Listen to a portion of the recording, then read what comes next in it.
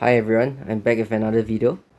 Today I would like to discuss on a on a concept that is rather important. Is on economic growth. So what is actually economic growth? So while I was in the public sector as an economist, now I'm an ex-economist. This equation is always used in public policies, and there is a mathematical foundation to it,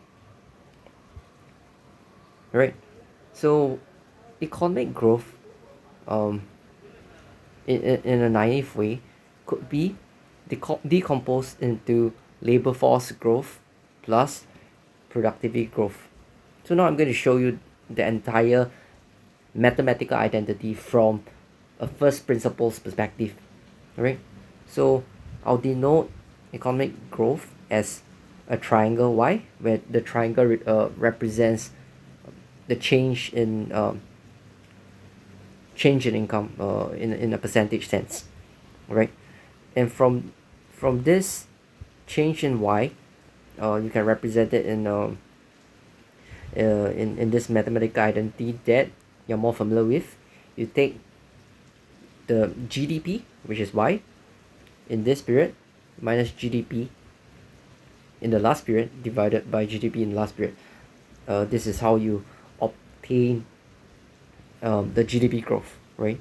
You can repeat this exercise for uh, labor force, labor force percentage growth, and also productivity growth.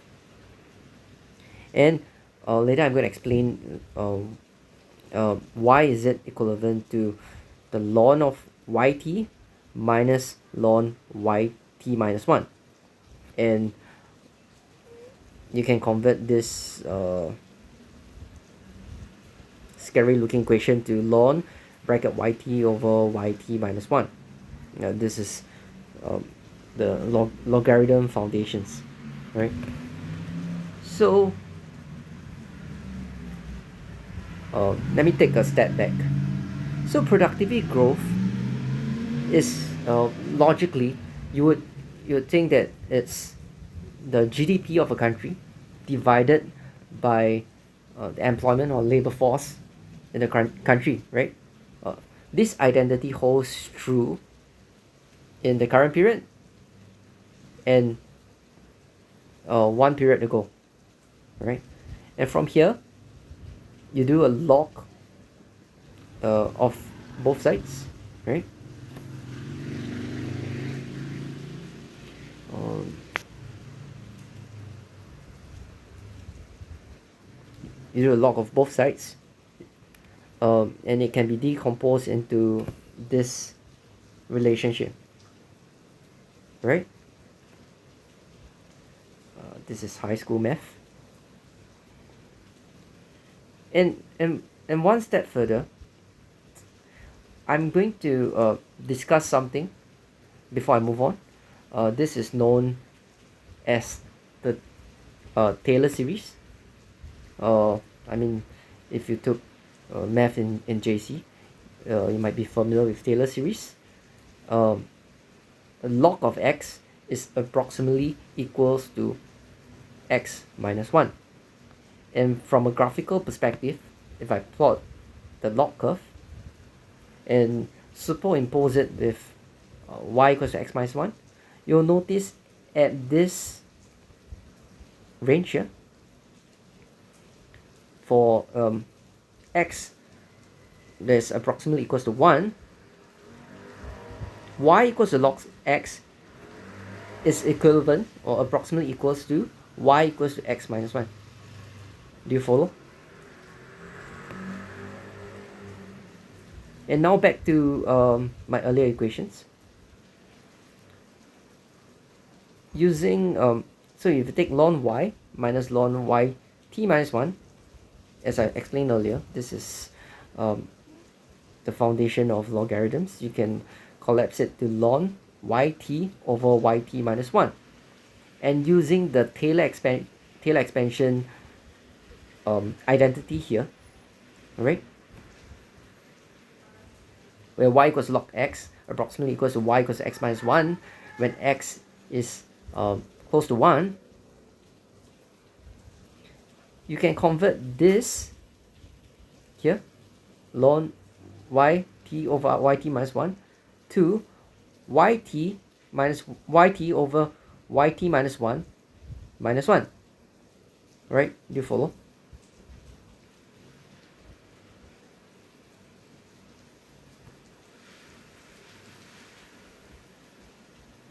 And from here, you can expand it to a common denominator. This one, you change it to yt minus 1 divided by yt minus 1. It will be changed to yt minus 1 over yt minus 1. This is something that you'll be familiar with, which is the GDP growth. And using the Taylor expansion principles, you can repeat for L, which is labor force, and P, and presto, you will get this relationship. GDP growth equals to labor force growth plus productivity growth. And here, here's something that I want to further discuss.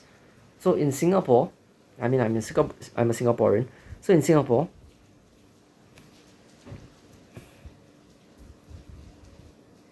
this is declining. Why? Because birth rate is falling, right? If birth rate is falling and productivity growth is constant, right? Change in P is constant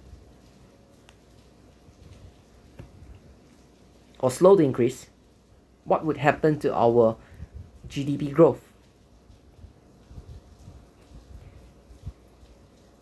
This will either stagnate,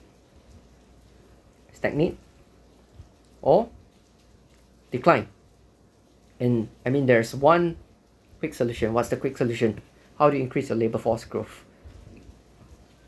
At the moment, this is a very contentious, there's a lot of contentious discussion around Singapore's immigration policy. But what choice do we have? Alright, this is my 2 cents. 2 cents worth. I'll leave it to you to mull further over this entire economic identity that we can't escape.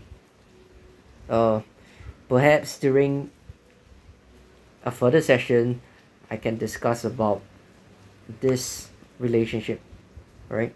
So this identity can be broken down even further into change in y equals to change in L plus change in K plus change in TFP, where K, this new fella, is represents change in capital growth, and this refers to total factor productivity. I'll leave this discussion perhaps in future sessions. Thank you and goodbye.